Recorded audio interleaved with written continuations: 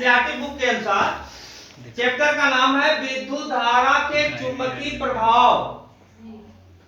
इस चैप्टर में पहली पॉइंट है 13.1 में यूनिट ए यूनिट होता है, यूनिट के नाम से दिया होता है एनसीईआरटी बुक जिसके पास होगी उसमें लिखा होगा यूनिट 1 यूनिट 2 जी। इसमें चुंबकीय क्षेत्र तथा बल रेखाएं पहली हेडिंग है। चुंबक किसे कहते हैं? जो वस्तु कोई वस्तु जब अपनी तरफ आकर्षित करती है उसे हम चुंबक ठीक है ना। जब कोई वस्तु अपनी तरफ आकर्षित करती है उसे चुंबक कहते हैं। जैसे में कंघे ले लीजिए और कागज के टुकड़े ले लीजिए जी, ऐसे लगाएं। हाँ, जी सर, बार उसको उठाइए, देखिए वो अपनी तरफ आकर्षित करता है ठीक है। अब इसी में कहा है कि रेखाएं, तो भाई रेखाएं दो हैं, धनात्मक और ऋणात्मक, जिसको हम कहते हैं आकर्षण और प्रतिकर्षण जी, ठीक है ना। आकर्षण वाला अपने तरफ खींचना और प्रतिकर्षण का मतलब दूर भेजना, ठीक है। तो इस तरह से कुछ ऐसे तत्व हैं, जैसे यदि यही गुलाब जामुन रख दी जाए तो जी सर, जी गुलाब जामुन है ना, ऐसा जी है। अगर वही जो है गंदा कोई चीज रख दिया जाए तो सारे लोग वहाँ ताकना नहीं बल्कि मुंह फेरना शुरू कर देंगे, वो दिखाई न दे जी, है ना। तो यही जो आकर्षण और प्रतिकर्षण हो गया। कोई भी वस्तु है देखकर मोहित हो जाना या कोई वस्तु है वहां से दूर हट जाना जी, ठीक। तो इसी तरह से बल रेखाएं जो है दो प्रकार की होती हैं, माने आकर्षण और प्रतिकर्षण, ठीक। तो ये परिभाषाएं आपको समझ में आ गया जी। चुंबकीय क्षेत्र और रेखाएं जी, दो विषय जी। इसी में आता है दिक्सूची हेडिंग, टूट गया दिक्सूची, आप लोग वहां सोच न करें जी। दिक्सूची यांत्रिक में, वायुयान में, समुद्र में यात्रा करते समय दिक्सूची की जरूरत पड़ती है। दिक्सूची क्या है? यानी दिशाओं का ज्ञान जी, जो जिस यंत्र के माध्यम से हम दिशाओं का ज्ञान अर्जित करते हैं या जिसे हमें दिशा का निर्धारण होता है उसे हम दिक्सूची कहते हैं। और इस दिक्सूची में इनका चिन्ह ऐसे ही होता है, हथौड़ी के मुंह में होता है, ठीक है जी। कभी गूगल पर देखेंगे तो यहाँ लाल दिखाई देगा, ये सफेद जी जी मैप में। तो यह जो ऊपर वाला हिस्सा हमेशा उत्तरी ध्रुव कहलाता है और नीचे वाला दक्षिणी ध्रुव कहलाता है, ठीक है ना जी। ये आपके बुक में भी दिया होगा दिक्सूची, ठीक है। दिशाओं का ज्ञान करने के लिए, दिशाओं का ज्ञान याद करने के लिए जिस यंत्र का प्रयोग किया जाता है उसे हम दिक्सूची कहते हैं, जिसकी दो सिराएं होती हैं, पहला उत्तरी दूसरा दक्षिणी, ठीक जी। तो ये रहा हेडिंग पहले के अंतर्गत इतने पर। अब हम चलते हैं किसी विद्युत धारावाही चालक के चुंबकीय क्षेत्र। भाई चुंबकीय क्षेत्र, जब कोई आवेश किसी भी क्षेत्र में प्रवाहित किया जाता है तो वह क्षेत्र उस विद्युत धारा के सापेक्ष संयुक्त हो जाता है, संयोजन हो जाता है। वही क्षेत्र जो है विद्युत चालक धारावाही चालक का चुंबकीय क्षेत्र कहलाता है। जैसे में देख लो, एक कहीं चुंबक रख दिया गया, एक ऐसा चुंबक है, गोल है ना, संकित, ठीक है। चुंबक भी कई प्रकार के होते हैं, 5 प्रकार के चुंबक होते हैं, लव चुंबक, प्रतिचुंबक और विचुंबक। इस तरह से 5 चुंबकें होते हैं। और चुंबक के प्रकार में 5 चुंबक होते हैं, 5 प्रकार के होते हैं और उसी के साथ साथ 2 ग्रुप में बटे होते हैं, एक नाल वाला और एक बेलनाकार छड़ वाला। तो ये नाल वाला है, माने सर्किल वाला, ठीक है ना। तो अब इसी क्षेत्र में जैसे विद्युत धारा, इसका जो है चुंबकीय क्षेत्र चारों तरफ होता है जी, ठीक। और एक चपटा वाला जो होता है इस तरह का, इसका क्षेत्र ऐसे चलता है जी, तो पूरा कवर है ना, अलग अलग है ना क्षेत्र जी जी जी। ये अलग होता है, ये जो चारों तरफ होता है जी। और इसका बीच में आकर्षण नहीं होता है, इसके आरी आरी आकर्षण, जैसे साउंडों में अक्सर देखते होंगे चुंबक है तो आरी माने किनारे पर ज्यादा खींचता है और ऊपर नहीं खींचता है। इस तरह से यह किसी भी विद्युत धारावाही चालक का चुंबकीय क्षेत्र वही कहलाता है, जिस क्षेत्र में विद्युत धारा चुंबक आकर्षित होता है, ठीक है जी, उसे हम चुंबकीय क्षेत्र कहते हैं। इनके बाद आता है आपका अगला दक्षिणा। देखें फेलिंग वैज्ञानिक ने यह दो नियम दिया, ठीक है। पहला दक्षिणा हस्त अनुष्ठ का नियम, दूसरा बायां हस्त अनुष्ठ का नियम। तो दक्षिणा हस्त यानी दाहिना हाथ, ठीक, दाहिना हाथ इस तरह से उन्होंने संकेत दिया, जैसे हाथ से उंगली इस तरह से संकेत दिया और इसी से ये माने बल रेखाएं उन्होंने अर्जित किया कि एक बल रेखाएं सीधी कार्य कर रही है, दूसरा बल रेखाएं नीचे की तरफ कार्य कर रही है, ठीक है ना।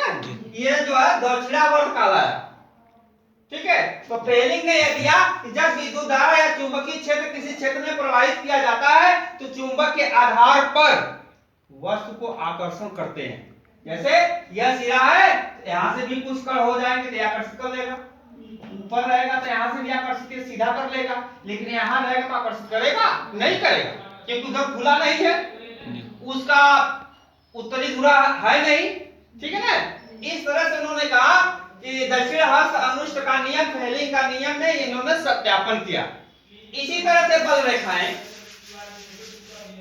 बाएं हस्त का नियम में उन्होंने बाएं हाथ का दिया ऐसे ऐसे, ठीक है ना, माने ऊपर की सिरा में यही चीज ऊपर के सिरा में दिया, इस तरह से कार्य किया, यानी इसमें बल रेखाएं इस तरह से कार्य कर रही है, ठीक।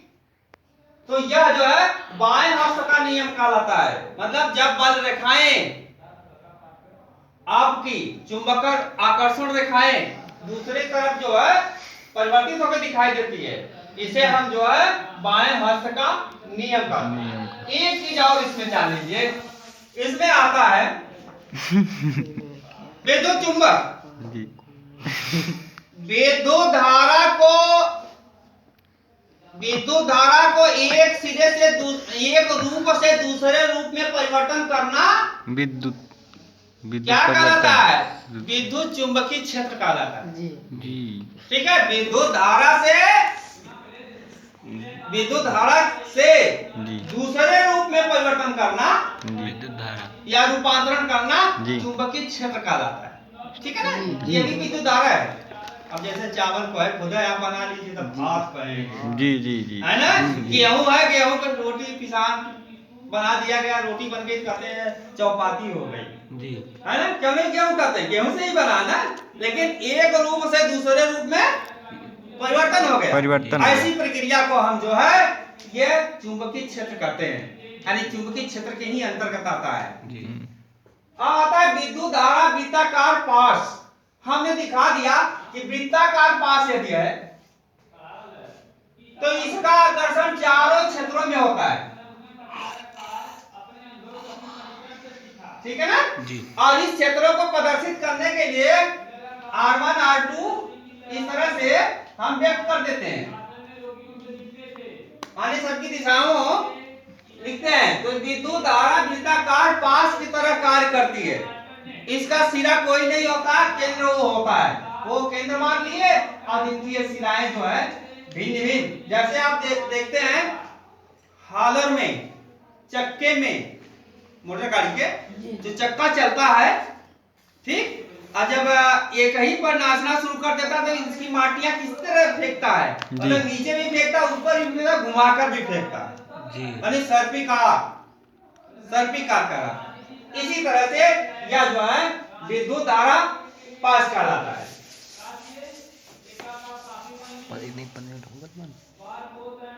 इनके बाद आता है चुंबकीय क्षेत्र में किसी विद्युत धारावाही चालक। देखिए भाई, चुंबकीय क्षेत्र में किसी विद्युत धारावाही चालक चुंबकीय क्षेत्र में जहां चुंबक है। अब वह चुंबक कौन सा है? कहने का अर्थ यह हुआ कि चुंबकीय क्षेत्र में जैसे ये बना दिया गया ब्रिक और इसमें एक लोहे की छड़ डाल दी गई, ठीक है ना, और ये कॉपर के तार से बना दिया गया यंत्र। अब इसमें यह बेलना जो है, जैसे पंखे को ही ले लीजिए, तो बताइए पंखे का बेलना इधर नाचेगा? कतई नहीं नाचेगा। वह जब नाचेगा तब चुंबकीय क्षेत्र में ही नाचेगा। मैंने अपने वृत्त में परिधि में ही नाचेगा। ये नहीं कि उसके बाद ये बेलना जो इधर नहीं नाच सकता। जब नाचेगा तो इसके चारों ओर जो विद्युत धारा प्रवाहित होगी, ये कॉपर का तार चारों ओर लगा रहेगा। इसके बीच में डंडा जो इसी पर आधारित होकर चारों तरफ नाचेगा, जिस तरह से पंखा नाचता है। ठीक है, इसी तरह से ये चीजें होती रहेंगी। अब चुंबकीय क्षेत्र में किसी भी विद्युत धारा चालक का प्रभाव, तो विद्युत धारा चालक का प्रभाव यही होता है कि वह अपने ही क्षेत्र में कार्य करती है। जैसे साउंड को बजाइए तो उसका वॉल्यूम बढ़ाइए, है ना। जब वॉल्यूम बढ़ाते तो वो आवाज बढ़ती है, लेकिन बढ़ती है तो उसी स्पीकर के ही सर्किल में रहती है, स्पीकर के ही आवाज बढ़ती है। इसी तरह से कहा गया है।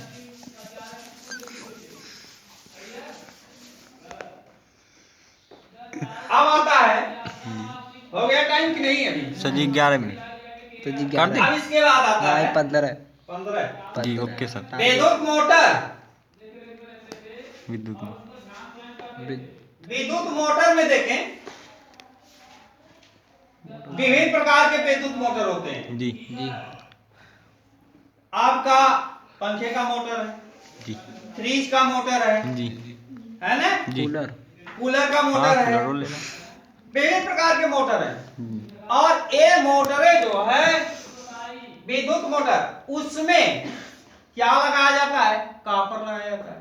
कॉपर के तार लगाए जाते हैं। जैसा मोटर होता है, जैसे बिजली का मोटर है, ट्रांसफार्मर है, रेडियो का ट्रांसफार्मर है, पंखे का ट्रांसफार्मर है ना। सारी चीजों का अलग अलग बनावट होती है। अलग अलग बनावट का अर्थ यह हुआ, कुछ बेलनाकार में होते हैं, कुछ गोल में होते हैं, कुछ टेढ़े मेढ़े भी होते हैं जी। ठीक है। अब जैसे जैसे इनकी आकार होती है, जैसे जैसे हम इनका प्रयोग करते हैं, वैसे वैसे मोटर का निर्माण ट्रांसफार्मर का निर्माण करते हैं। उसी में विद्युत मोटर के अंतर्गत आ गया आपका बहुत से यंत्र आते हैं। जैसे देखा जाए हालर चल रहा है जी, बिजली द्वारा हालर चलता है। आटा की चक्की है जी, वो भी मोटर उसमें लगता है। तो उसमें मोटर की संरचना इसी तरह से होती है। अब इसी मोटर में देख लीजिए, जैसे हमने बताया था उस दिन जी, ट्रांसफार्मर जी, ट्रांसफार्मर बनावट। तो ट्रांसफार्मर की बनावट जैसे हमने बताया कि लोहे की पत्ती होती है, और इस लोहे की पत्ती में